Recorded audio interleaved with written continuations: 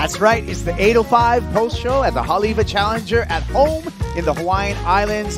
Day number 3 of the final Challenger Series event of the year, and big qualification scenarios all in play today. Big Haleiwa as well. I'm Kaipo, joined by former tour surfers, the wonderful Rosy Hodge, and extremely knowledgeable Ross Williams. Wow, thank you, Kaipo. Yeah. I don't really know anything, actually.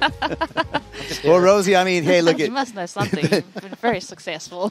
today came in, as a lamb, but Yeah. came out as a lion. Yep. It's changed a lot out here at Haleiwa. Wow. I mean, that's the thing with Hawaii, is just how quickly things can change. The swell can pick up. I mean, Ross, you were talking about how this swell hit the buoys, late last night, and it really started to show through the afternoon. Then we were anticipating water moving through the lineup, and we got to see it all today. We sure did. I mean, that's real deal Haleiwa, Ross. It was a pleasant surprise because we were kind of, even Surfline was anticipating this swell to show up late this afternoon, but right around 8 o'clock last night, bang, it showed up on the buoys. So we're like, okay, it's here a little bit early, and welcome to the Pacific Ocean. It throws surprises at you. Yeah, no surprise, however, the local boy, the Hawaiian Imai Kalani de Vault, was brilliant out there. We're going to see him on finals day. He's with AJ. Imai, finally a chance to catch your breath after a hectic heat. As you're watching all of the other ones go off before you, how did your strategy change as the last heat of the day? Yeah, that heat threw me for a curveball. I've just been watching it pump and be super consistent all day, and then that heat, my game plan was just to start with a set, and I just waited, and it took, I waited 20 minutes before I even paddled for my first wave, and then my first wave, I turned super late for one, which was a huge mistake, and couldn't even get into it. So it definitely had to reset with 8 or 9 minutes left, and I knew the heat was still pretty open. I knew Liam had 2 mid-5s or something, so that kind of helped keep my head. And I was like, okay, I just need, if I get one set and open up with a good score, I won't need too much. So I stuck to that game plan, and I found 2. Mentally resetting with 8 or 9 minutes, knowing you still need 2 good scores, is a challenge. How did your local knowledge here at Haleiwa play into your confidence that you could do that? For sure. Local knowledge definitely helps. I've been surfing out here since the Manahuni Surf Contest, and I feel like the wave suits me, and I know the wave well, even though I haven't performed well in these Challenger Series events here, which has been frustrating for me. So it feels really good to actually start to get the ball rolling. And yeah, I knew that if I found the waves, I could surf it to the score. So I just hunted them out.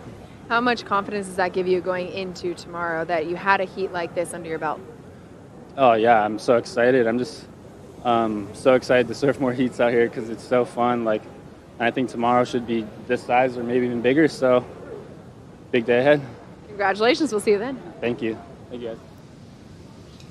Imai Kalani de Vault. With that win and into finals day, gang, he's moved 5 spots up in the rankings into number 16 with a potential of climbing even higher up on the rankings, Ross. Yeah, and right from day one, he's kind of been my dark horse to win this event, or at least, finish really high up there.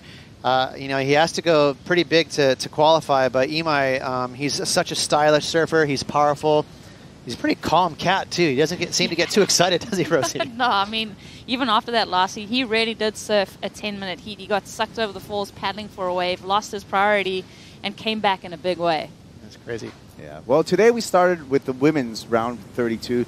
And heat number 7 of the women's round of 32, Rosie, we saw Bettylou Sakura Johnson and Sawyer Lindblad make their way into finals today. Let's take a look at that heat right here. Yeah, this was such a fun heat to watch and just to go down because, we had young Zoe Stain just making her name heard throughout the world because she just really took it to these young women. Bettylou started so strong. She was looking just every part the champion, defending champ out here at Haleiwa. Just beautiful surfing. It's what we expected, but really fun heat to watch. Sawyer Lindblad had to answer back, and she saved herself a spot into the quarterfinals. But Bettylou, I mean, one-wave combos, and she was getting massive scores. Proud of Sakura, Ross? Yeah, it was right when the waves started to jump. It got quite a bit bigger, and actually Sakura was still on her shortboard, so it was kind of heavy out there, and she was... But that's her. She's attack mode, and she's really confident out here at Haleiwa. So that felt really good for her. But that was a pretty exciting heat. coming out with smiles and a ticket to finals day. Let's take a look at the numbers from this matchup. And really interesting, the South African Rosy, 8.07 for Zoe, but that wasn't enough. Yeah, that wasn't enough. Soya Lindblad had to answer back to that, and she did such a good job of keeping her composure to stay in that second place advancing position. Let's take a look forward to tomorrow's quarterfinal, heat number 4, Bettylou Sakura Johnson, and she's going to be matched up, Ross, Zoe McDougall, India Robinson, which Bettylou shared a final with last year, and Teresa Bonvalot, where there's qualification implications for Teresa in that heat. That's kind of nice for Sakura because she can control Teresa a little bit, being that, you know, she's there behind her in the rankings, so you can take out one of your competitors. But yeah, I think, you know, it's now we're in the pointy end of the competitions. It's time to, you know, sort of skate into the finals and get it done. And the forecast tomorrow looks all time. Everyone's really excited about those easterly wins. Yeah, well, we had the big swell. We did have challenging wins today. We switched gears into the men's round of 32. Heat number 2 of the men's round of 32, Ross. It was a barn burner. Jesse Mendez, Ethan Ewing, Vasco Ribeiro, as well as Ezekiel Lau. But Ethan Ewing brought his rail game to Haleiwa. Almost lost my lunch during this heat right here. I was so excited. I tell these guys all the time here, they're sick of hearing it, but I'm such a groupie for Ethan Ewing. He's so good, and he delivered. It's really exciting heat, but Jesse was right there too. A couple of sharp backhand snaps. Yeah, I mean, that just the point of difference, having Ethan on his forehand and then Jesse Mendez just attacking the lip. But Ross, I'm such a huge fan of Ethan as well. It's just really hard to shake that feeling. Every time you watch him stand up, you're like, wow, it's just like beautiful. And this heat was a heartbreak for Ezekiel Lau. He's going to have to sit on the sidelines and see if he's got enough in the bank on the leaderboard to make that qualifications. But Ethan Ewing coming in here, 9.5, a 7.77 mastery. That third turn was money. You could put that on repeat, just loop it all day long. That was sick. Take a look at the numbers again, 9.5 and a lucky 7.77 for Ethan Ewing Mendez. Excellent score with an 8-point ride. Ezekiel Lau tried his best, but again, he's going to be sidelined and crunching numbers when it comes to finals day. Looking forward to finals day and the quarterfinal heat number 1, where we'll see Ethan Ewing against Leonardo Fioravanti, Clanibal, and Gatian Delahaye, Rosie, who has actually a chance of qualification. Gatian needs to make the final, however. Yeah, that was a really interesting heat to watch there with Gaetan making it through. There was actually a priority interference on Samuel Pupo, and that's how he kind of advanced in like the dying minutes. So, you know, it doesn't matter how you get there. He's in with a shout, and I think he's going to run away with the opportunity. Let's see what he does. I can't wait to see what it is. More drama today, Ross, as we looked at Heat 6 of the round of 32. Kaoli Vas, Maxime Huscenot, Connor Coffin, and Josh Moniz. I think we called that heat, and this was a big one for Maxime Huscenot. Yeah, another stacker. I felt like we said that 100 times today. Every heat was so tough, and Maxime controlled his own destiny right here. The Frenchman qualifying with this heat here, sealing the deal. And I love how he sort of just kept fishing on his waves, finding sections, picking his spots, and getting pretty loose too right there. Big old tail side for Maxime. He had to have been pretty stoked on his performance. A clutch performance, but this Tahitian kid, Rosie, always impressive. He is so impressive. He's consistently dropping excellent scores. He had such a high heat total, and he's so under the radar, humble, just going about doing his business. But he really lets his surfing do the talking. I love the way that that kid surfs. Yeah, Kaoli Vas has put up at least one excellent score in each of his showings. Round 1, round 2, and this round of 32, Ross. That was a beautiful wave. One of the bigger waves that we've seen ridden in this competition. And Kaoli Vas tagged it twice, got a big score. So like you said, Kaipo, he's getting 9s in every single heat. It's not by accident. He's got really good wave judgment. Take a look at the numbers from that heat number 6 and that big 9.1 for Kaoli Vas. Ticket to finals day and Maxime Huscenot. Congratulations, Maxime. He's going to be on the championship tour, Rosie. Yeah, we just qualified our 6th surfer today, so there's not many seats left for these guys to shuffle up and make it through the rankings and qualify for next year's tour. Speaking of that, look at Morgan Siblet, quarterfinal number 3. This is going to be an important heat for Morgan to advance out of against Konoha Garashi, Kaoli Vas, and Federico Moraes if he wants to re-qualify, Ross. Well, you know, a little secret weapon for Morgan Siblet is he's got Bam Bam in his corner. I think Morgan works with Micro as well. Awesome coach. But kind of team Rip Curl is Keikoa Bakasko. He's over there just making everyone laugh, stay calm. And when it's like 10 to 12 feet out here, it's really easy to get nervous. So a little secret weapon there for those guys. Yeah. Keikoa Bakasko, to your point, all-star caddy in the lineup when we look at Sunset Beach, and truly a Haleiwa local. So he knows the stuff over here. Let's take a look into our women's rankings right now.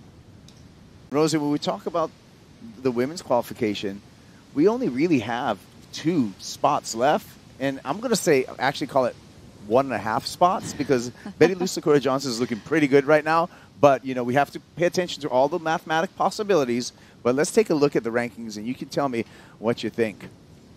Yeah, Kaipo, we've already qualified 3 women so far onto the championship tour. So you mentioned that we're going to qualify 5 people. In my mind, for those 2 seats, there's 3 surfers left in contention.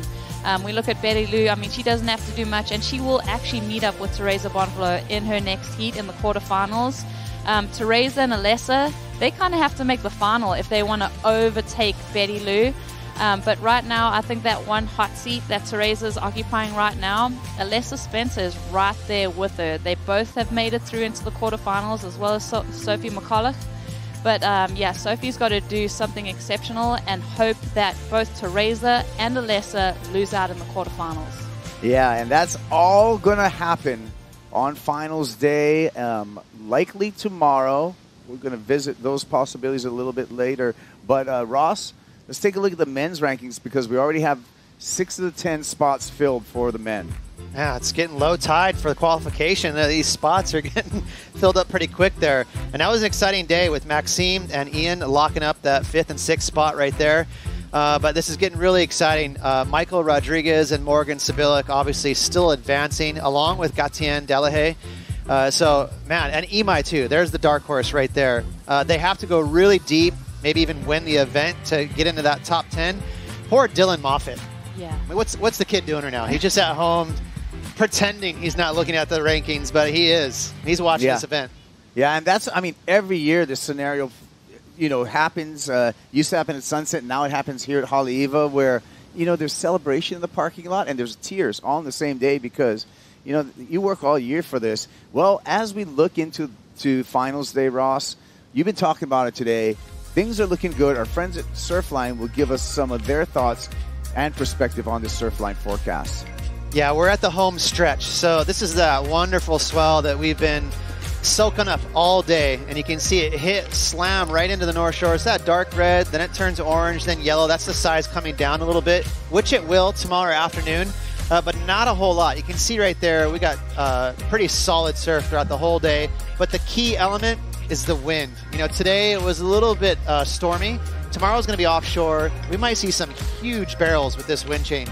Yeah, insane. And just looking at that direction, the period, but then that buttery wind. I mean, just imagine this size with the buttery wind. It's just going to be mind-blowing. That's why we likely go tomorrow as we look at the long-range forecast, Friday being the best day when we look at that long-range forecast. So looking forward to it, you guys. I'm ready for it. I think it's going to be an exciting finals day. But let's recap what happened today. Now it's time for today's top 5 moments here on the 805 Post Show. And we're going to start that talking about more qualification scenarios between Alyssa Spencer and Teresa Bonvalot. They both advanced into finals day, Rosie. Yeah, this has been fun to watch these girls progress through the competition. Alyssa started off the morning. It was Teresa's turn to answer back a little bit later in the day. Alyssa looked really confident and really calm in this heat, which is so important when you come down to this last event. You don't want to kind of get flustered and lose your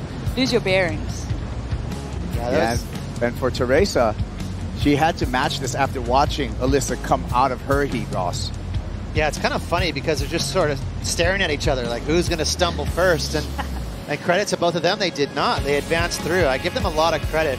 Another note with watching those clips is how much smaller it was this morning. It's crazy how much it changed.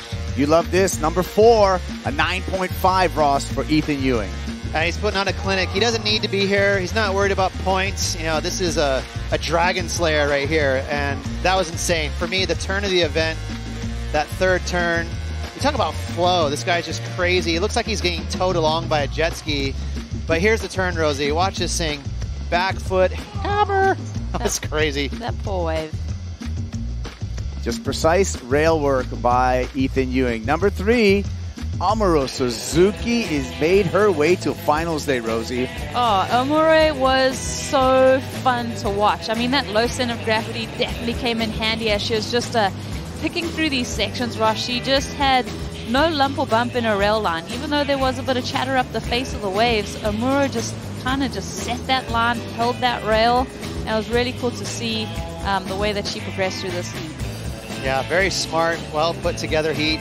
And she's got that low bottom turn too right there. It gives her a lot of grip and control. And that's kind of the name of the game, Kaipo, at Haleiwa. It's easy to you know, get off balance, and she doesn't fall very often. No, solid. And number 2, it's going to make you a proud uncle, Ross. Defending champ, John Florence. We're going to see him in finals day. I got a little fun fact for you. He actually broke his fins. He went home and his fins were shattered from some of these turns he did today. No. I'm not even kidding. He sent me a video of it. And so it's just like, that kid has one gear. When the waves are pumping like this, he's great white, eyes are rolling back. He had so much fun. That's so funny. Was it? I think there was one turn where he did this mean double hand drag layback on this top third of the wave. He didn't get well rewarded for it, but that last wave too, I think that was one of the 9 that he laid down with a little barrel to finish. Ross, you think you can go back to back? Oh, absolutely. You know, you still have to surf clean heats, even though he's kind of the guy to beat. You know, it's easy to catch the wrong wave, but John's on it. He's got a good plan. And especially tomorrow, if it's the same size, the guy's a bit of a two-pick too. You know, he'll be looking for the barrel. And number 1 in our top 5 moments. Congratulations and welcome to the championship tour, Ian Gentil and Maxime Huscenot. Got 2 new faces, Rosie. Yeah, this is cool. I mean, these guys have been warriors. Maxime, over a decade, just swinging away at the Challenger Series, qualifying series. Ian Gentil, you know, almost had to get the tissues out for both of these guys when listening to them accept their spot on the championship tour. Yay, that's so great. I love it. We got new blood. Hey, Ross, final thoughts for you. It was just a really fun day. And again, you know, if you think today was exciting, tomorrow's going to be like this with offshore wind. I think everyone's going to have a weird night of sleep tonight, just shaking in their boots. Rosie, you ready for finals day tomorrow? Yeah, 14 more heats left in the event to crown a champion and solidify spots on tour. All right. Well, thank you, Rosie. Thank you, Ross. Join us. Check in with WorldSurfLeague.com tomorrow morning. Likely we're going to be going. Enjoy today's highlights.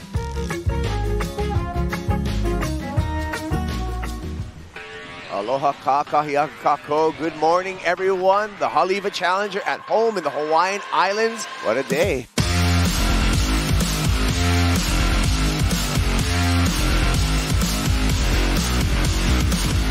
Well, why don't we start off the day, Ross, with an upset. Carissa Moore out of competition.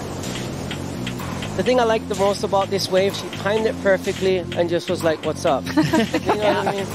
Katie Simmers ends up running out of time. Here's the inside track, has some speed. How's that timing? That's a CT snap right there. Amuro Suzuki.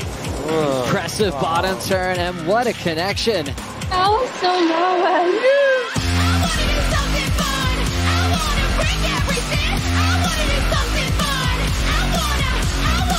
I want to do something dumb. Like burn the place to nothing. I want to do something fun. Quick, hard slicing wrap, cut back 2 in a row. And Jesse whacks it off the top. Big spray out the back. Another vertical. Ian, you just found out you are going to be on the 2023 Championship Tour. Looked like Pupo might have been confused on who had priority there. Samuel Pupo interference on the last wave. Falls down to 4th. I want to do something fun. I want to break everything. I want to do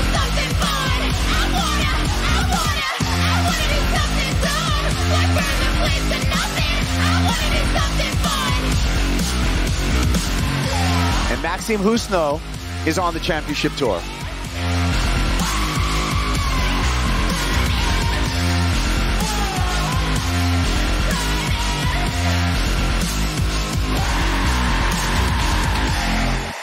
This copyrighted event broadcast is produced by the World Surf League for broadcast around the world and may not be retransmitted, reproduced, rebroadcast, or otherwise distributed or used in any form without the written consent of the World Surf League.